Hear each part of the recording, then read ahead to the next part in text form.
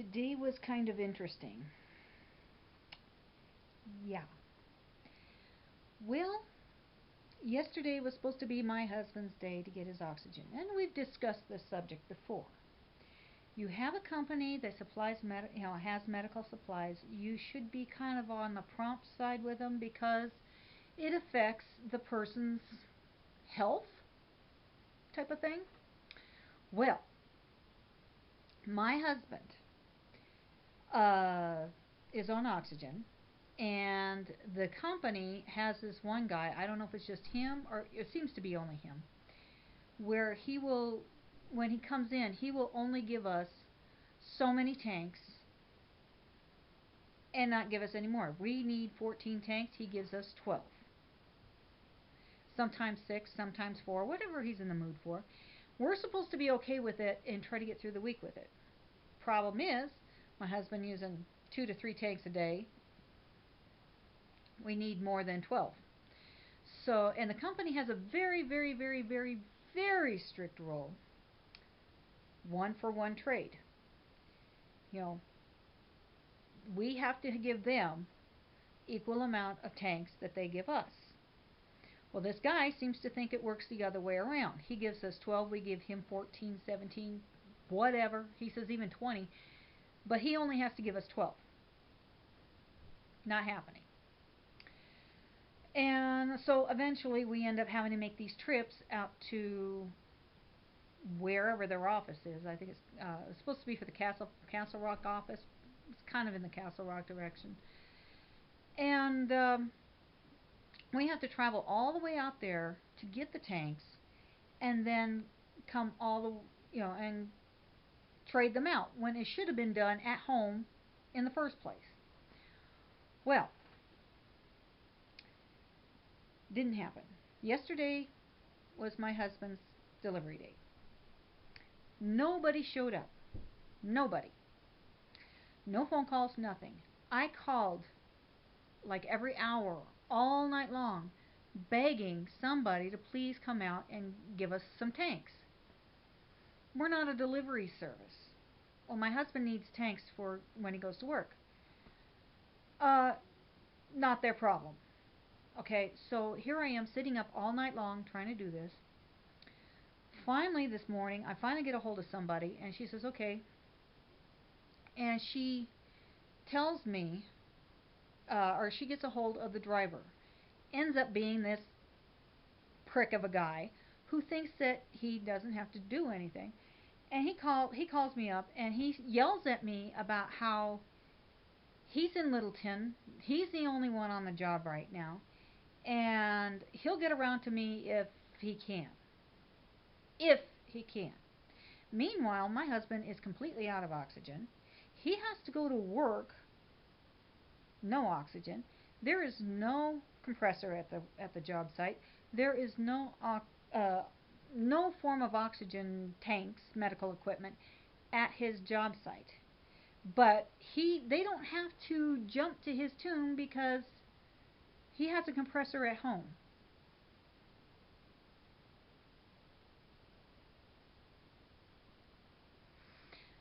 So, Dickhead shows up and he comes up to the door, and I said, oh, so how many you got? And he says, I have 12. I says, okay, I'll give you 12. And he says, no, I'm taking 17. I says, no, you will get 12. That's it. He says, well, then I'm not changing any of them. And he takes his tanks, gets into his van, and starts driving off. And I'm like, what the fuck are you talking about? So he stops. I'm calling the company. I go up to the van, knock on the window. He rolls it down, and I got the woman on the phone, and he's yelling at me about how he doesn't have to give me anything. I says, my husband has no tanks. You need to give us some. No. They're paid for. The insurance pays for these. No, there is no negotiation here. This is your job. No, I'm not going to do it. Next thing I know, my son's there. My son's yelling at him. How I have been up all night long. I have been waiting all day. I haven't even eaten all day. which contributed to my irritation. And so I got in front of the van to keep him from going anywhere. My son's at the side. The guy opens up the car door, and my son's girlfriend saw him hit my son with the car door. So my son told him, stay in the car. Don't you dare move. She calls the cops. I'm calling the cops. Yes, we called the cops on Lynn Care. So this guy, he's screaming and yelling at us. My son's explaining to him what criminal intentions are, blah blah blah, all these legal phrases, because my son, what he doesn't understand, it was worked in the courtroom when he was a teenager. He was in a lawyer program when he was in school. So he's a little bit on the familiar side of the law, and yeah. So anyway, uh, we were there, I don't know, 15 minutes to a half hour ish. And in the meantime, my son and this guy's having this conversation, and the guy's almost in tears before he finally says, okay, okay, okay. I want you to give me a piece of paper that says this is what we're going to do. I'm more than happy to do that. I was willing to do that in the first place. I'd rather tell him, I have 17, you gave me 12. That's it. You know? And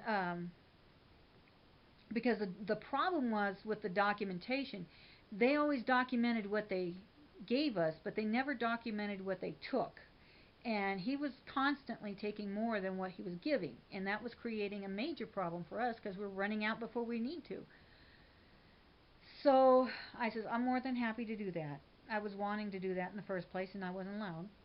So I wrote a little note explaining he was only willing to give us 12. I was willing to give him 12. He went to leave because I had 17. He was happy with that. And we got all the paperwork all signed and everything. My son let him out of the van, and he exchanged the tanks with my son standing right there. And he took the tanks up to the house, and I says, that's good. I don't want you in my house. And so he dropped him right off. He started explaining himself some more, and my son said, leave. We don't want you here. And just as he was leaving, the police finally showed up.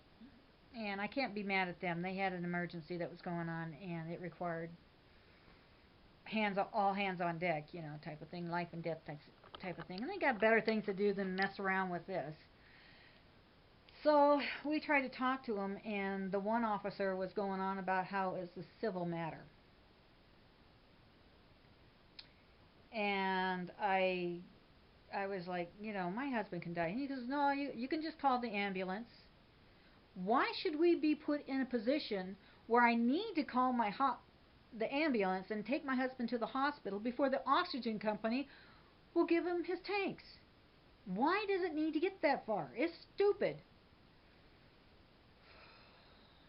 Needless to say, and of course I'm making all these phone calls to the company, telling them what's going on as we go along. So, after all that was said and done, I fight anxiety like nobody's business. Even now, I'm shaking like crazy, trying to calm down. And I'm trying to relax. And this really bossy lady. I've only had a couple of encounters with her.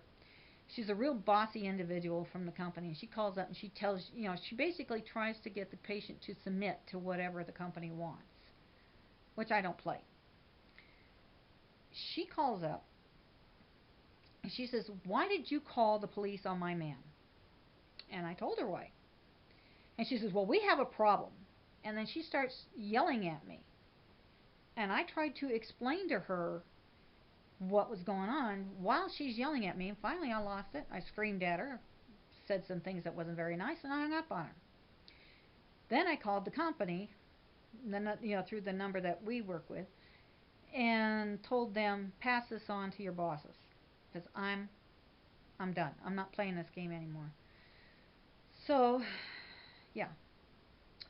And my son thinks that we ought to really pursue this. So we'll see how it goes. Problem is my husband has a very hard time doing anything. But I did find a new. The upside is I did find another company. Actually, about a month or so ago, and told my husband to check into it and see if we can't go through them instead of these bozos, because I'm just done with them. So we'll see what happens. It's ridiculous. We shouldn't have to go through all of that.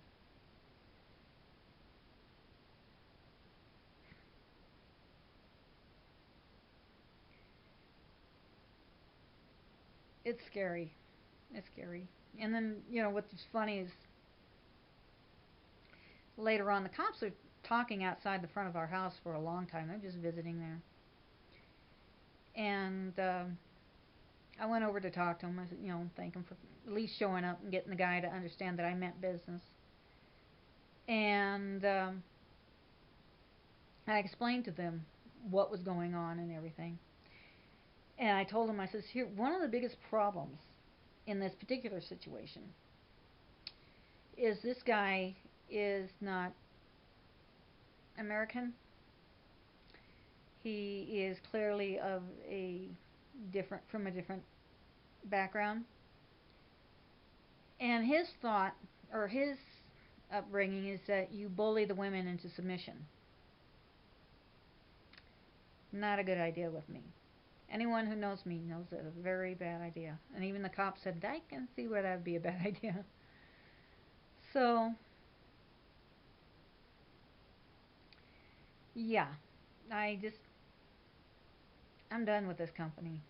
I'm so fed up with them, but I got to talk my husband into changing, fixing it. We'll see. I think I'm going to go have a hot cup of cocoa and see how much I'm shaking this camera while I'm recording. Y'all have a good night and good luck.